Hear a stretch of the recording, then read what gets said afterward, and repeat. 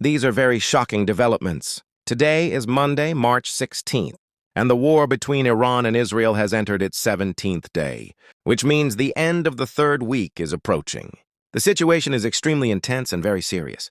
At the moment, Donald Trump has repeatedly appealed to the world for help, but there is still silence from many countries. The conflict is becoming more severe. Today, a major Iranian naval ship was reportedly targeted, while Iran carried out continuous attacks on Israeli positions near the Strait of Hormuz. Important Israeli military officials were also reportedly targeted.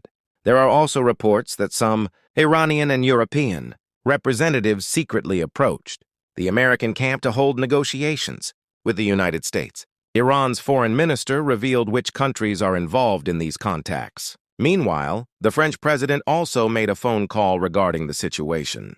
Trump's political game is said to be nearing its end, as more than 250 organizations in the United States have demanded that Congress stop funding the war. Many institutions, labor unions, churches, and social organizations have signed petitions calling for an end to war spending. The question now is whether Trump will declare victory and stop the war, or continue escalating it further.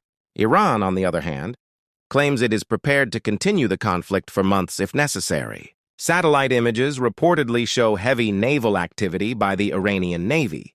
There were also missile attacks in several regions. One attack reportedly targeted the U.S. Embassy in Jerusalem, including the residence of the American ambassador, which the United States condemned.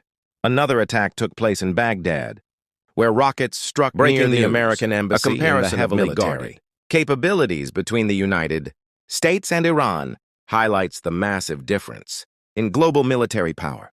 The United States maintains around 1.39 million active troops, along with more than 800,000 reserve forces. In contrast, Iran has approximately 610,000 active soldiers and about 350,000 reserves.